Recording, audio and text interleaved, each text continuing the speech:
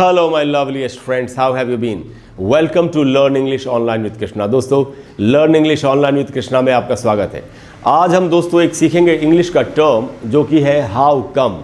How come का इस्तेमाल कई बार हमको नहीं पता होता, इसकी मीनिंग नहीं पता होती, इसको सेंटेंस में कैसे यूज़ करेंगे ये नहीं मालूम होता, तो हम इसको यूज़ नहीं कर पाते। जबकि हाउ कम बहुत ज़्यादा स्पोकन इंग्लिश में डेली लाइफ की कॉन्वर्सेशन में इस्तेमाल होता है, इसलिए हाउ कम की मीनिंग और इसका यूज़ तो हमको पता होना ही चाहिए अगर हम अच्छे तरीके से इंग्लिश को बोलना चाहते हैं।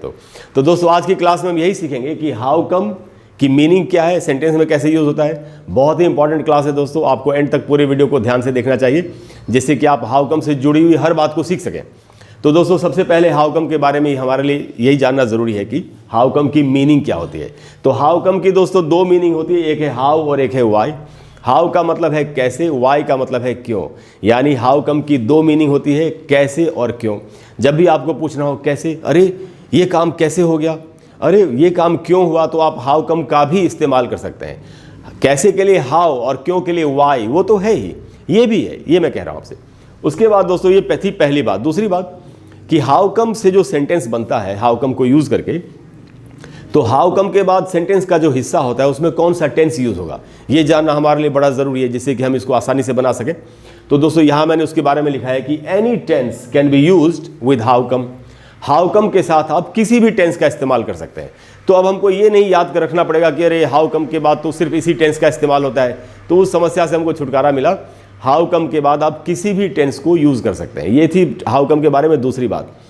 अब हम हाउ कम के बारे में तीसरी बात सीखते हैं। तीसरी बात बहुत इंपॉर्टेंट है और ये ध्यान से समझनी है आपको कि हाउ कम के बाद होता, मैं आपको पहले थोड़ा एक्सप्लेन कर देता हूँ। हाउ कम से जो सेंटेंसेस बनते हैं वो इंट्रोगेटिव सेंटेंस होते हैं, यानी सवाल होते हैं, प्रश्न होते हैं, क्वेश्चंस होते हैं।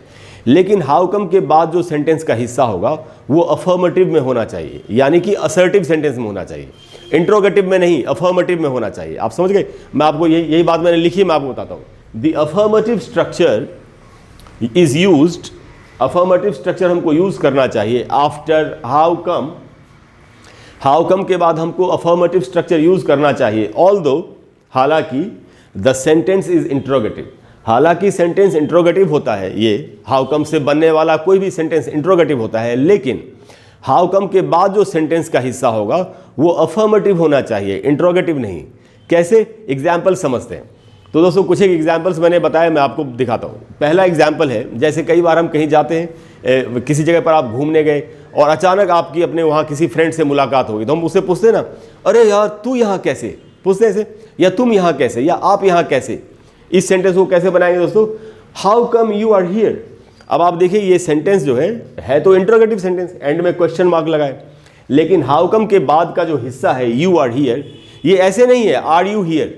इंट्रोगेटिव सेंटेंस कैसे बनता है? Are you here, are you there, ऐसे बनता अगर इंट्रोगेटिव सेंटेंस होता तो। लेकिन यहाँ जो हमको हाउ कम के बाद का जो हिस्सा लिखना है वो अफर्मेटिव में लिखना है।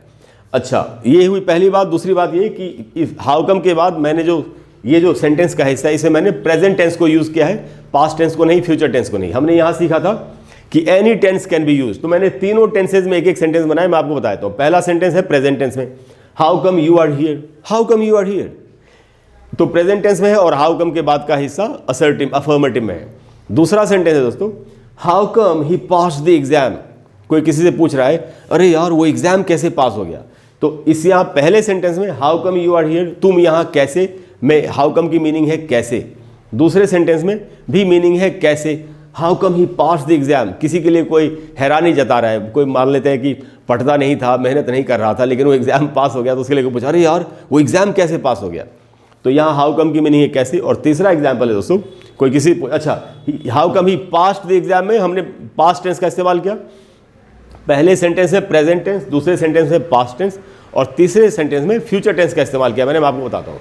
तो यहाँ दोस्तों तीसरा एग्जाम्पल है, कोई किसी से पूछ रहा है, how come you will not do it, तुम इस काम को क्यों नहीं करोगे। अगर कोई किसी काम को करने से मना कर रहा है तो काम देने वाले ने उससे पूछा, क्यों, तुम इस काम को क्यों नहीं करोगे, how come you will not do it. तो यहाँ हाउ कम की मीनिंग है वाई, यानी क्यों। तो दोस्तों पहले दोनों सेंटेंसेस में हाउ कम की मीनिंग है हाउ, यानी कैसे, और तीसरे सेंटेंस में हाउ कम की मीनिंग है वाई, यानी क्यों। तो देखा दोस्तों आपने, इस तरीके से हाउ कम को हाउ एंड वाई दोनों की मीनिंग में यूज कर सकते हैं। मैं एक छोटा सा रिकैप कर देता हूँ हाउ कम के बारे में सारी जानकारी। हाउ कम की दो मीनिंग है, how and why. How come के बाद जो सेंटेंस का हिस्सा है उसमें आप किसी भी टेंस को यूज़ कर सकते हैं, और हाउ कम के बाद का जो सेंटेंस का हिस्सा होगा, तो हालांकि although this is an interrogative sentence, हालांकि होता तो ये इंट्रोगेटिव सेंटेंस है, लेकिन हाउ कम के बाद का जो हिस्सा है उसमें आपको अफर्मेटिव सेंटेंस का इस्तेमाल करना है, अफर्मेटिव के स्ट्रक्चर का इस्तेमाल करना है। तो दोस्तों हाउ कम के बारे में यही जानकारी थी। मुझे उम्मीद है कि आप अच्छी तरह से आज समझ गए कि हाउ कम को की क्या मीनिंग है, इसको सेंटेंस में कैसे यूज़ करना चाहिए। मुझे ये भी उम्मीद है कि आपको क्लास अच्छी लगी होगी। अगर क्लास अच्छी लगी हो तो प्लीज़ वीडियो को लाइक करें और शेयर करें और चैनल को सब्सक्राइब करें। अगले वीडियो में मैं आपको फिर से इसी तरह का कोई टर्म बताने की कोशिश करूंगा जिसकी वजह से हमको इंग्लिश बोलने में कन्फ्यूजन होती है। इसके अलावा दोस्तों अगर कोई भी ऐसा टॉपिक है जिस पर जो आपको परेशान कर रहा है, आप चाहते हैं कि मैं आपके लिए उस पर एक वीडियो बना दूं, तो आप नीचे कमेंट बॉक्स में लिखिए। मुझसे जितनी जल्दी हो सकेगा मैं आपको एक वीडियो उस पर बना करके देने की कोशिश करूँगा। और हमें अगर हम किसी ज़रूरतमंद इंसान की मदद कर सकते हैं तो ज़रूर करनी चाहिए। हमको जानवरों की और चिड़ियों की मदद जितनी भी हम कर सकते हैं हमको ज़रूर करनी चाहिए। Thank you very much. I'll see you in the next video. Bye bye.